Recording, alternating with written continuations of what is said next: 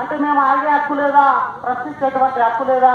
ఇవాళ మేము నివసిస్తున్నటువంటి ప్రజలుగా ఇవాళ తెలంగాణ ప్రభుత్వం కానీ కేంద్ర రాష్ట్ర ప్రభుత్వాలు కానీ దళితులకు 3 ఎకరాల భూమి ఇస్తున్నటువంటి ప్రభుత్వం కేవలం మేము ఏమవుతామని దళితులుగా 60 నుంచి 80 నుంచి 100 గజాలకు ఇవాళ ఇంటి పట్టాలు అంటే 58 జీవో ఏదైతే ఇక్కడ వర్తించిందో అంటే తెలంగాణ వ్యాప్తంగా మొత్తంగా వర్తించిన కేవలం జవహర్లాల్కు వర్తించలే. ఆ వర్తించకపోవా దాన్ని ఇవాళ మేము జవహర్లాల్ ప్రజాకులుగా బస్తీ సంఘాలతోటి వివిధ ప్రజా సంఘాలతోటి ఇవాళ మేము జవహర్లాల్ ప్రజాకులుగా ఇవాళ ప్రజాకుల కమిటీ వేస్తే ఆ కమిటీ వేసేసి ఇవాళ హక్కులు అడిగినాం. మేము మా దళితులు నివసిస్తున్నటువంటి ఇవాళ ప్రజలకు కేవలం ఇంటి ట్యాక్సులు కావాలి, ఆ ఇంటికి రెగ్యులేషన్ చేసి పట్టాకు కావాలని మేము అడిగితే మా మీద 20-30 మంది మీద ప్రభుత్వం కేసులు పెట్టింది.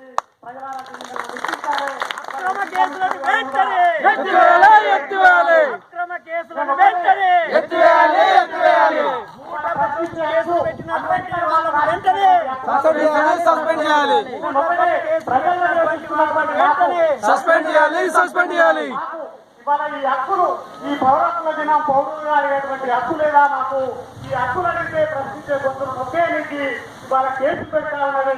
మా గొంతు మొక్కేయడానికి ఇవాళ కేసులు పెట్టి రౌండ్ సీట్లుగా కూడా మరి నమోదు చేసి లోపడేయాలని ప్రయత్నం చేస్తా ఉన్నది. దళితులుగా మేము ఒకటే అంటా ఉన్నాం, మన సుబ్బారావు గారి సార్ గారికి ఒకటే రిక్వెస్ట్ చేస్తా ఉన్నాం. దళితులుగా అంబేద్కర్ ఇచ్చినటువంటి మాకు హక్కుగా అడిగేటువంటి హక్కు లేదా, నివసించేటువంటి హక్కు ఇవాళ మేము అడిగే హక్కు లేదా అని మేము అడుగుతా ఉన్నాం. దీన్ని ప్రశ్నిస్తా ఉన్నాం. దీనికి సమాధానం దొరికే వరకు ఖచ్చితంగా మా పోరాట ఉద్యమాన్ని మేము ఆపమని దళితులుగా కూడా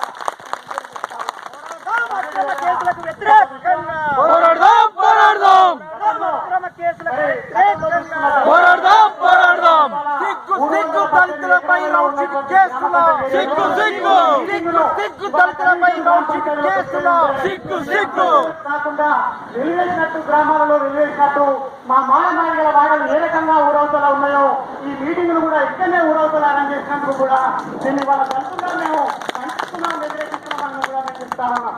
ఎందుకంటే ఇవాళ నడిపొట్టున ఇవాళ దళితులుగా మేము మాట్లాడే హక్కు లేదా, మేము ప్రశ్నించే హక్కు లేదా? ఇవాళ ఈ హక్కును ఎందుకు కాలరాస్తున్నటువంటి ప్రభుత్వాలను మరి ఏ వ్యక్తి అడగడానికి ఇవాళ మాకు ఖచ్చితంగా ఒక ప్రశ్నార్థకం అయింది.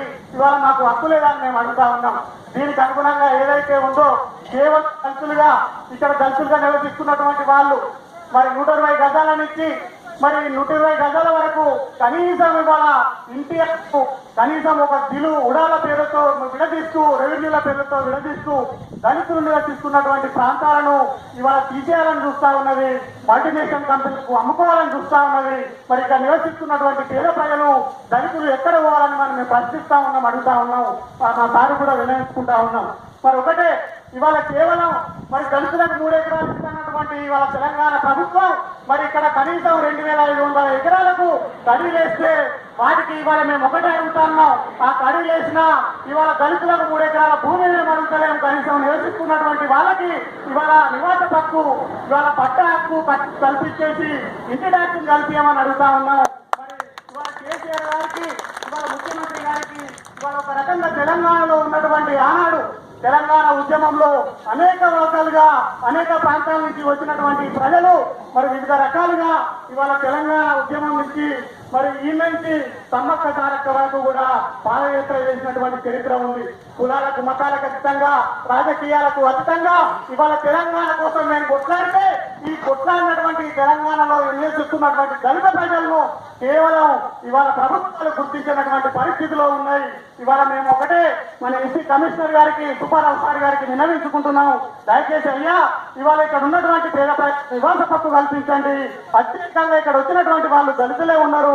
వారి హక్కులు కాలరాసే విధంగా ఇవాళ చూస్తే దళితులు మరి ఏనాడు కారంచేడు తండూరులో జరిగినటువంటి ఈనాటి వరకు మరి పశ్చిమ గోదావరి జిల్లా గగురుపాల్లో ఉన్నటువంటి ఏదైతే ఇవాళ అంబేద్కర్ సాకు పెట్టినందుకు 2 నెలలు వెలివేసిందో అదే విధంగా వెలువలో ఉండాలా?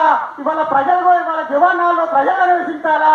మరి నివసించేటువంటి హక్కు మాకు లేదా అని ఒక ఉద్యమ కార్యరూపాన్ని ఖచ్చితంగా తీసుకొని వచ్చేంత వరకు కూడా ఈ ఉద్యమాన్ని మేము మరి ఖచ్చితంగా తీసుకుంటామని, అదేవిధంగా గతంలో మరి మమ్మల్ని కించపరిచే విధంగా, ఒక దళిత మహిళను కించపరిచే విధంగా మరి ఒక అధికారి కూడా కించపరిచినట్టు మాట్లాడితే దాని మీద అట్రాసిటీ ఎస్సీ అట్రాసిటీ కేసు పెట్టాము. ఆ కేసును కూడా ఇప్పటికీ 8 నెలల నుంచి సంవత్సరం దాటినా